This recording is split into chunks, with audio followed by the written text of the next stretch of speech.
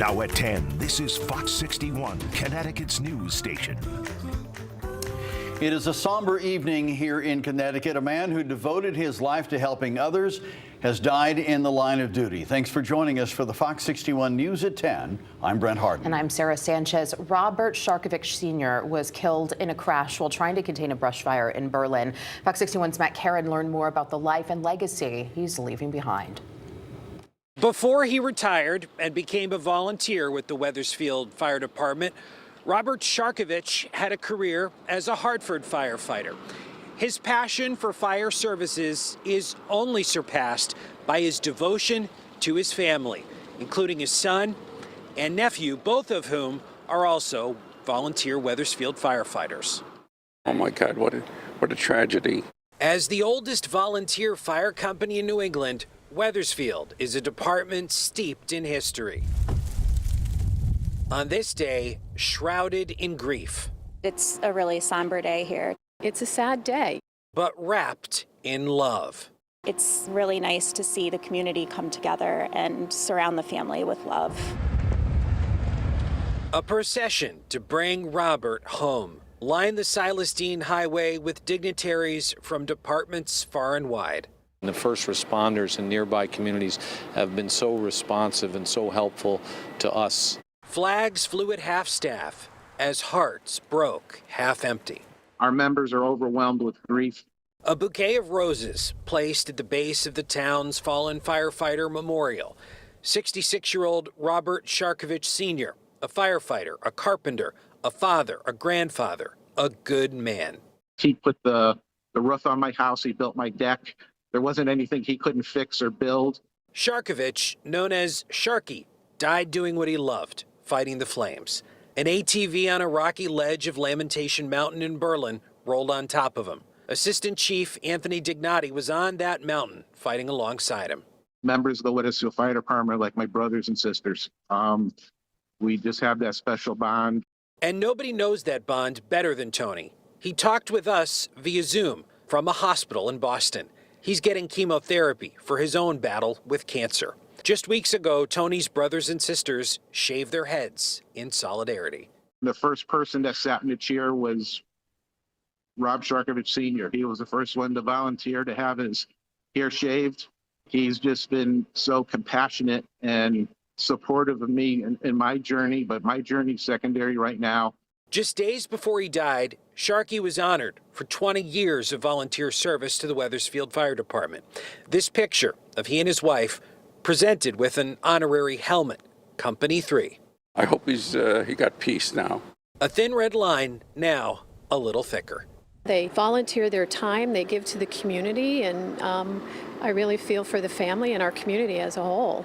Many neighbors here in Wethersfield are also finding creative ways to show their support for the Wethersfield Fire Department, including flying thin red line flags and lighting red lights outside their houses. Governor Ned Lamont called Robert's efforts, quote, nothing short of heroic. Reporting in Wethersfield, Matt Caron, Fox 61, Connecticut's news station. All right, thank you, Matt. Really a devastating loss for all of us. Meanwhile, the brush fire Sharkovich died fighting has been burning for 2 days now, but officials there say they finally have it under control. Yeah, we have an update from officials that just came in about an hour ago. Fox 61's Alexa Farrell is live in Berlin and has the very latest for us. Alexa. Yeah, at this point, the smoke is still thick in the air. It makes it hard to breathe out here in Berlin as we're surrounded by that forest fire. Officials say about 60 to 70 acres of the forest is still on fire this evening. Now, it did start in the crowns, the top of the trees, and at this point, it's mostly the brush on the forest ground that's on fire. That's why they're saying that the firefighters who are working, especially within the forest, have to rest. They have to get their rest because of the dry conditions. They're often dehydrated. Their drops have had some success in helping us hold the fire lines. We still do have ground crews that have been working throughout the day. The fire continues to burn tonight, but officials say they've had some success with the airdrops. Around-the-clock work won't stop anytime soon as firefighters continue to keep an eye on adjacent neighborhoods, but the wind continues to make the fire hard to battle. The lines that they're clearing up there quickly become covered in leaves again, so they got to do a lot of back work just to keep those edges tidied up. Berlin's Lamentation Mountain has been on fire for 48 hours now, and at this point it's mostly contained with aerial assistance today from the National Guard. For the residents in the area, Silver Lake, you're going to see a lot of action. The over 3,000 gallons of water being dumped on the fire so far has come from Silver Lake. By putting water on it, it's cooling it down enough that I'm going to be able to get my people in on the ground to mop up the edge and contain it 100%. And if you're wondering why dumping water on the fire has not extinguished it completely, it's because the ground is so very dry and hot. Regardless of how much water we drop, we still physically have to have a firefighter go check along the ground for hot spots and or physically dig it up to get those hot spots out. Dropping the water on ground that's already this dry, a lot of that water is just going to run off and not actually penetrate that duff layer of organic material on the top of the forest floor, and that's what's burning right now.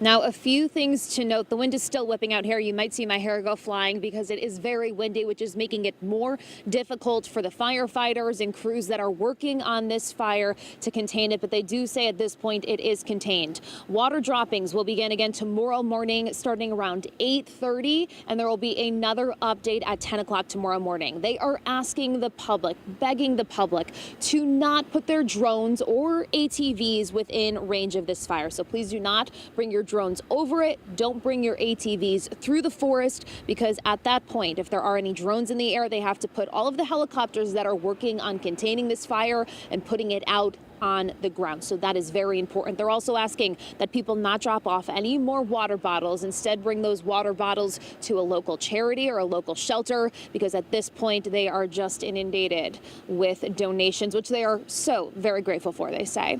For now, that's the latest in Berlin. Alexa Farrell, Fox 61, Connecticut's news station. Alexa, thank you for the latest information on the brush fire and other developing stories. Be sure to download the Fox 61 News app. You can also find more on Fox 61 Plus and our website, fox61.com. Good news that they've got that fire contained, though. Time now for a look at the forecast. We've had this long stretch of dry weather that's pretty much provided a lot of kindling out there for these brush fires. And it's really thick kindling, as we found out, too, a dense layer there. Let's check in with Chief Meteorologist Rachel Frank for a first look at the forecast. What kind of conditions are they seeing out there, Rachel? The wind is starting to die down. You could still see Alexa's hair, though, blowing in the breeze, and I think it will still be breezy into the day tomorrow. There is no red flag warning in effect from the National Weather Service, which must mean that they think it's a slightly lower risk tomorrow. But due to everything that we're seeing here in the Weather Center, meaning that we still haven't had a soaking rain, we're still looking at a breeze, we're still looking at very dry air tomorrow, I still think there is an elevated risk for brush fires into the day tomorrow as well. By Friday, the wind goes calm, and that will allow us to reduce that risk just a little bit. So still, I would recommend no outdoor burning and still properly disposing of any smoking materials to prevent the situation from getting worse, and we should be doing that anyway. The other big story here, other than the brush fire risk, is how warm it has been, but this is the front that will bring that to an end. Cold front approaches tonight. There is a chance for an isolated light shower or sprinkle overnight into early tomorrow with this, but most of the state stays dry. We'll see temperatures in the 50s. There could be some areas of patchy fog developing again, just like we had this morning. And look at the difference in those temperatures. We're about 10 degrees cooler tomorrow compared to where we were outside today. No more 70s, no more 80s. Now we're looking at highs in the 60s, which is still above average, just not as warm as it has been lately. We'll talk about when it gets even cooler, your full forecast coming up. All right, Rachel, thank you. Well, 9 people, most of them juveniles, face charges following a brawl involving dozens of high school students that broke out in a Dunkin' parking lot this week. Fox 61's Kayla Cade is in Branford, where she talked with locals to get their take on what happened. One resident tells me that this is a tough situation, and he says while there were brawls back when he attended high school a decade ago, it wasn't as serious as to what happened here. Now, we do want to warn you that this video may be disturbing to some viewers. That's the sound of students reacting to a fight in the parking lot of this Dunkin' on Main Street in Branford on Monday. It happened around 2:30 p.m. according to the Branford Police Department. Police says there were several active fights involving high school girls younger than 18. In the video, you can see one of them being dragged by their hair. It's a tough situation. It's tough to see, like students kind of getting involved in these type of things. Kind of tough to see students, going through the same school system and kind of devolving into this kind of violence. Ryan McCarthy says when he went to Branford High School years ago, fights were not like this. We would always have, there'd be the occasional brawl, every once in a while that would be handled rather quickly by, faculty, but that was, always inside the building and always contained within the perimeter of the school.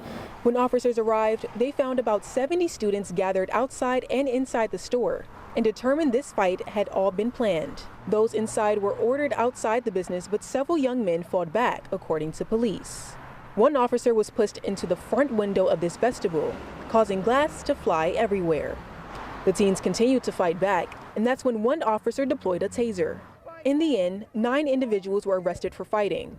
4 of them were released on scene to their parents, and the other 5 were taken into custody for processing and later released to their parents as well.